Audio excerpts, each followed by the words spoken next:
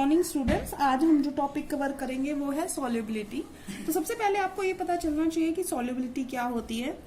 किसी सॉल्वेंट में हम सॉल्यूट घोलते जाते हैं एक पर्टिकुलर टेम्परेचर के ऊपर वो सैचुरेटेड सॉल्यूशन बन जाता है। सैचुरेटेड का मतलब होता है उसके अंदर और ज्यादा सॉल्यूट हम नहीं घोल सकते, संतृप्त विलयन जिसे कहते हैं। तो सैचुरेटेड सॉल्यूशन जब बन गया तो वो उसकी सॉल्युबिलिटी बता रहा है। क्या बता रहा है कि अमाउंट ऑफ सॉल्यूट डिजोल्व, जिस सॉल्यूट की भी हम सॉल्युबिलिटी बात कर रहे हैं तो उस वो कितना सॉल्यूट डिजोल्व हुआ किसी 100 ग्राम सॉल्वेंट, जो भी 100 ग्राम सॉल्वेंट दिया गया होगा उसमें, ताकि वो क्या बन जाए, सैचुरेटेड सॉल्यूशन उस पर्टिकुलर टेम्परेचर के ऊपर। बेटा हर टेम्परेचर के हिसाब से अलग अलग वैल्यू आएगी। फॉर एग्जाम्पल आपका चीनी हम एग्जाम्पल लेते हैं, आपने रूम टेम्परेचर पे लिया, सॉल्युबिलिटी की वैल्यू कुछ अलग आएगी। जब टेम्परेचर बढ़ा रहे हो आप तो सॉल्युबिलिटी इंक्रीज हो जाएगी क्योंकि चीनी और ज्यादा घुलना शुरू हो जाएगी, और जैसे जैसे और टेम्परेचर बढ़ाते जाओगे सॉल्युबिलिटी की वैल्यू इंक्रीज होती जाती है। ठीक है, तो आपको पहली चीज समझ में आ गई कि सॉल्युबिलिटी क्या होती है, कि कोई सॉल्यूट कितना डिसोल्व किया गया है किसी सॉल्वेंट के अंदर किसी पर्टिकुलर टेम्परेचर के ऊपर, ताकि वो क्या बन जाए, सैचुरेटेड सॉल्यूशन। सैचुरेटेड सॉल्यूशन का तो आपको मतलब पता ही है, नहीं पता है तो फिर भी मैं एक बार बता देती हूँ। सैचुरेटेड सॉल्यूशन वो होता है जिसके अंदर no more solute can be added. Solution वो जिसके अंदर और ज्यादा सॉल्यूट हम ऐड नहीं कर सकते। ऐड का मतलब ये है कि वो डिसोल्व नहीं होगा, अगर आप डाल दोगे तो डिसोल्व नहीं होगा वो। ठीक है, तो उसको सैचुरेटेड सॉल्यूशन हम कहते हैं। अनसैचुरेटेड सॉल्यूशन वो होता है जिसमें हम और ऐड कर सकते हैं। ठीक है, आज हम जो पढ़ेंगे वो हम पढ़ेंगे solubility of solids in liquids. सबसे पहले तो हर एक सॉलिड की सॉल्युबिलिटी अलग अलग होती है। जैसे मैंने अभी एग्जांपल लिया था सुक्रोज का, चीनी का, जिसका अलग अलग सॉल्युबिलिटी है भाई टेम्परेचर के हिसाब से, वो तो हम वो पढ़ रहे थे। लेकिन अगर कोई मान लो पोटेशियम क्लोराइड लिया तो उसकी सॉल्युबिलिटी अलग होगी, अमोनियम क्लोराइड लिया उसकी सॉल्युबिलिटी अलग होगी, और हर टेम्परेचर के ऊपर अलग होगी। ठीक है, तो इसका मतलब सॉल्युबिलिटी है किसी सॉलिड की, वो किस बात पे डिपेंड कर रही है बेटा, अगर हम फैक्टर वाइज बात करें तो वो उसका एक ही फैक्टर पे डिपेंड करती है, टेम्परेचर।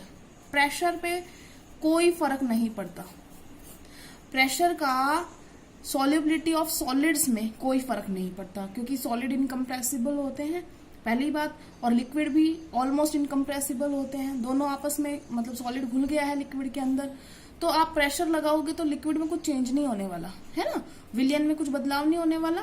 तो इसका मतलब प्रेशर से उसकी सॉल्युबिलिटी पे कोई फर्क नहीं पड़ता है। जब तक सॉलिड की बात कर रहे हैं, जब हम गैसेस की बात करेंगे फर्क पड़ेगा, और बहुत इंपॉर्टेंट क्वेश्चन होगा तब आपका हेनरीज लॉ आएगा।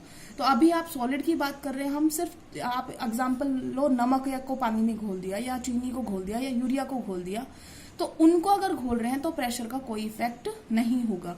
अब हम बात कर रहे हैं क्या टेम्परेचर का इफेक्ट होता है, हाँ होता है, और अलग अलग होता है।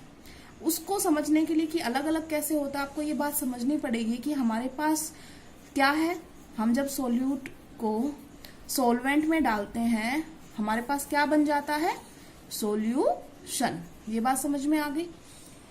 जो ये प्रोसेस है कई बार ये एंडोथर्मिक होती है और कई बार ये एक्सोथर्मिक होती है, हम दोनों ही केसेस ले सकते हैं। इसका मतलब सॉल्यूट और सॉल्वेंट का घुलना, उसको हमने बोल दिया डिसोल्यूशन प्रोसेस। वो डिसोल्यूशन प्रोसेस एक्सोथर्मिक भी हो सकती है और एंडोथर्मिक भी हो सकती है। ये बात समझ में आ गई। एक्सोथर्मिक रिएक्शन भी हो सकती है और एंडोथर्मिक भी। एक्सो तो आपको पता होगा क्या होता है, कि जब सोल्यूट को सॉल्वेंट में घोला गया तो हीट जो है वो बाहर आई है, इसके अंदर हीट जो होती है इवोल्व होती है। इसका मतलब अगर कहीं पर हम कोई चीज घोल रहे हैं और वो गर्म हो रही है तो एक्सोथर्मिक है, और अगर हीट रिक्वायर्ड होती है घुलने के लिए तो वो होती है एंडोथर्मिक रिएक्शन। ठीक है ना, जैसे पानी और चीनी का घुलना वो क्या है, एंडोथर्मिक रिएक्शन है, जब आप उसको हीट की रिक्वायरमेंट है उसे घोलने के लिए। ठीक है ना, तो ये एंडोथर्मिक रिएक्शन। इतनी बात समझ में आ गई। अब इन दोनों केसेस में अलग क्यों है, उसके लिए आपको ये समझना पड़ेगा कि ये जो प्रोसेस है ना बेटा, ये सिंगल उसमें नहीं जाती है। ये आपने इक्विलिब्रियम पढ़ा होगा 11th में, ये प्रोसेस जो रहती है वो इक्विलिब्रियम में रहती है जब वो सैचुरेटेड सॉल्यूशन बन जाता है। क्योंकि हमने यहाँ पे क्या बोला था, सॉल्युबिलिटी हम कब मेजर कर रहे हैं, जब वो सैचुरेटेड सॉल्यूशन बन जाए। सैचुरेटेड का मतलब ये होता है जितने सोल्यूट सॉल्वेंट सॉल्यूशन बना रहे हैं मिलके उतना ही सॉल्यूशन से उतने बाहर आ रहे हैं, तो बराबर चल रहा है वो काम और इक्विलिब्रियम मेंटेन हो रहा है। तो rate of forward reaction is equal to rate of backward reaction. अब तुम्हें अगर वहां इक्विलिब्रियम में एक बहुत इंपॉर्टेंट प्रिंसिपल आया था जिसे हम कहते थे ली चैटलियर प्रिंसिपल, जो ये कहता था कि अगर इस इक्विलिब्रियम में कोई भी चेंज किया गया तो ये इक्विलिब्रियम उस डायरेक्शन में चला जाएगा जिससे वो रिएक्शन जो आपने चेंज किया है वो उल्टा हो जाए, अंडू द चेंज, ठीक है ना। तो वो इक्विलिब्रियम उस डायरेक्शन में जाएगा। तो फॉर एग्जाम्पल अभी हम इसको समझने की कोशिश करते हैं कि जब मैं टेम्परेचर इसमें इंक्रीज कर रही हूं, अब देखो मैं इसके लिए यहां पर डेल्टा एच क्या हुआ, पॉजिटिव। एंडोथर्मिक रिएक्शन के लिए क्या होता है, पॉजिटिव। उसे रिक्वायरमेंट है, हम टेम्परेचर इंक्रीज कर रहे हैं, इसका मतलब उसको रिक्वायरमेंट बढ़ा रहे हैं उसकी, ठीक है ना। जो रिक्वायरमेंट जितनी उसको प्रोवाइडेड है उससे ज्यादा ही दे रहे हैं और गर्म करते जा रहे हैं, तो ये और ज्यादा मिलके क्या बनाना शुरू कर देंगे, सॉल्यूशन में कन्वर्ट होना शुरू हो जाएंगे। क्योंकि टेम्परेचर जो है वो बढ़ा रहे हैं, तो कोशिश क्या होगी किसी तरीके से टेम्परेचर डाउन किया जाए। तो डाउन कैसे होगा, जब वो उस हीट को एब्जॉर्ब कर लेंगे, ठीक है। तो सोल्यूट और सॉल्वेंट को जब हीट दी गई तो वो किस में कन्वर्ट हो गए, सॉल्यूशन में। तो टेम्परेचर बढ़ाएंगे तो सोल्यूबिलिटी क्या हो गई, इंक्रीज हो जाएगी, ठीक है ना। तो ये रिएक्शन कौन सी डायरेक्शन में चली गई, फॉरवर्ड रिएक्शन, फॉरवर्ड डायरेक्शन में। ये बात समझ में आ गई। तो इसका मतलब जिनका डिसोल्यूशन प्रोसेस एंडोथर्मिक रिएक्शन है उनके अंदर टेम्परेचर बढ़ाने से सॉल्युबिलिटी बढ़ती है। तो इसका एग्जाम्पल जैसे अभी बताया था आपने, पानी के अंदर क्या मिला दिया था हमने, चीनी। तो और जो हमारा ये एग्जाम्पल हम स्टडी कर रहे हैं जो है एक्सोथर्मिक रिएक्शन। एक्सोथर्मिक क्या होता है कि अब सोल्यूट और सॉल्वेंट का जो ये है जब ये मिलते हैं तो हीट इवॉल्व होती है। इसका मतलब सॉल्यूशन तो बनेगा ही बनेगा, घुलेंगे तो सही, और उस वक्त हीट भी निकलेगी। अब तुम सोच के देखो, मैं टेम्परेचर अगर यहां पर बढ़ा देती हूं, टेम्परेचर अगर बढ़ाया तो रिएक्शन कौन सी डायरेक्शन में जानी चाहिए, according to Le Chatelier principle temperature बढ़ाने से उस डायरेक्शन में जाएगी जिसकी वजह से टेम्परेचर कम हो जाए, है ना। तो अब कम कैसे होगा, अगर फॉरवर्ड जाएगी तो हीट तो निकल रही है, ये तो और ज्यादा बढ़ेगी, इसका मतलब टेम्परेचर और बढ़ने वाला है। तो हम कौन सी डायरेक्शन में जाना शुरू कर देंगे, बैकवर्ड रिएक्शन। तो यहाँ पे बैकवर्ड रिएक्शन शुरू हो जाएगी। इसका मतलब टेम्परेचर बढ़ाने से सॉल्यूशन से वापस सोल्यूट और सॉल्वेंट बनने लग गए। इसका मतलब सोल्यूबिलिटी क्या हो गई, डिक्रीज हो गई। इसका मतलब आपको दो बातें अब तक समझ में आई है।